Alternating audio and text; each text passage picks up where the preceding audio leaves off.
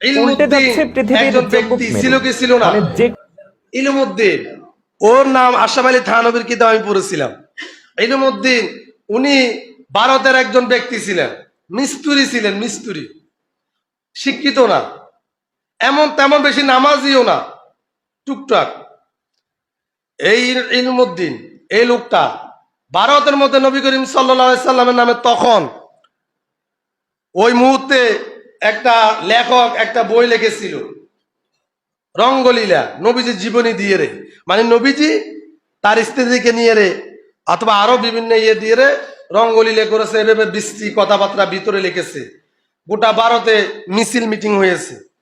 ইলিমুদ্দিন এই লোকটা চিন্তা করলো, এটা তো এভাবে ছাড়া যায় না, নর্মাল একজন কাঠমিস্ত্রি কাজ করে। মাকে গিয়ে বলতেছেন, মা যদি কোনো ভুল করে থাকে আপনি আমাকে মাফ করে দিবেন, আমি একটা যুদ্ধে যাইতেছি, অথচ ওই সময়ে দেশের মধ্যে কোনো যুদ্ধ নাই, যদি আমি কোনো অন্যায় করে থাকি আমাকে মাফ করে দিয়েন মা। এই লোকটা ইলমুদ্দিন মার কাছ থেকে বিদায় নিয়ে হাঁটা আরম্ভ করলেন, তালাশ করা আরম্ভ করলেন। এই বইটা লিখেছে কে? যেই লোক, যেই লেখক এই বইটা লিখেছে তার বাড়ির দরজায় গিয়ে হাজির। আমি একেবারে সংক্ষেপে বলতেছি, আশরাফ আলী থানভী রহমতুল্লাহ আলাইহি আর একটু ডিটেলস বলেছে। তার বাড়িতে গিয়ে বলতেছেন, এই অমুক বইটা কে লিখেছে? বলতেছে আমি লিখেছি। এক মুহূর্ত চিন্তা করে নাই, এই কাঠমিস্ত্রি মুহূর্তের মধ্যে তার কল্লাটা ফেলে দিয়েছে। আল্লাহু আকবার বলেন। মুহূর্তের মধ্যে তাকে জাহান্নামে পাঠিয়ে দিয়েছে, অ্যারেস্ট করা হলো তাকে। তার জন্য আইনের ব্যবস্থা হলো, রাষ্ট্র থেকে তাকে বলা হলো, তার পক্ষে যে উকিলগুলো আছে উকিলেরা বলতেছেন, ইলমুদ্দিন 5-6 জন উকিল বলতেছে তুমি বলবা মাত্র একটা কথা, আমরা তোমাকে বাঁচিয়ে দিব। তুমি বলবা আমার মাথায় সমস্যা ছিল, ওই মুহূর্তে আমি কাকে মেরেছি কাকে ধরেছি আমার কিছুই মনে নাই, এই কথা বলে তাকে আদালতের মধ্যে তোলা হলো।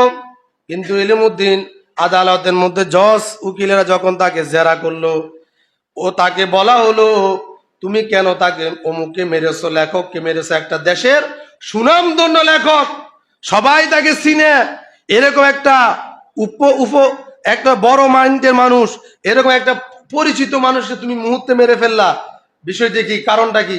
বলতেছে তোমার কি ছিল ওই মুহূর্তে, তোমার কেমন ধারণা?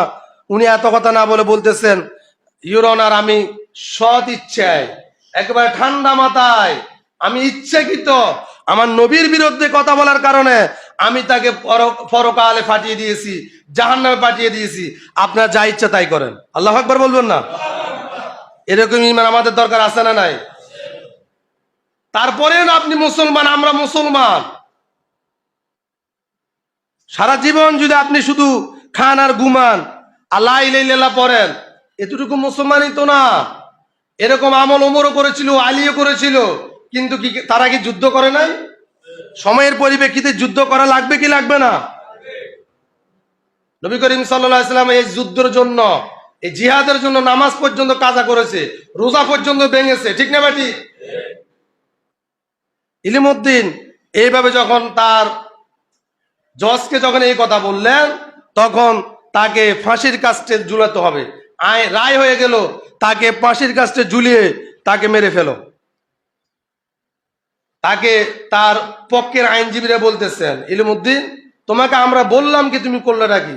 বলতেছে তোমরা তো জানো না, গত রাতে আমার ঘুমের মধ্যে আমার নবী করিম সাল্লাল্লাহু আলাইহি ওয়াসাল্লাম আমার সামনে এসেছে, আমার সাথে তার সাথে কথা হয়েছে, সাক্ষাৎ হয়েছে।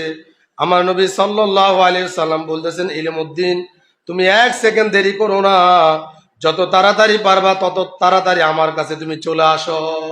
সুবহানাল্লাহ বলেন। যত তাড়াতাড়ি সম্ভব তাড়াতাড়ি তুমি আমার কাছে চলে আসো, আমি তোমার সাক্ষাতের অপেক্ষায় আছি। আল্লাহু আকবার বলেন। এই হলো ইসলাম, এই হলো ঈমান। এজন্য ইতিহাস করার জন্য হুজুর হওয়া লাগে না, ইতিহাস করার জন্য ফির হওয়া লাগে না, ইতিহাস করার জন্য শিক্ষিত হওয়া লাগে না। এরকম একটা কাঠমিস্ত্রি ইতিহাস যুগের পর যুগ, শত বছর পর্যন্ত থাকবে কি থাকবে না?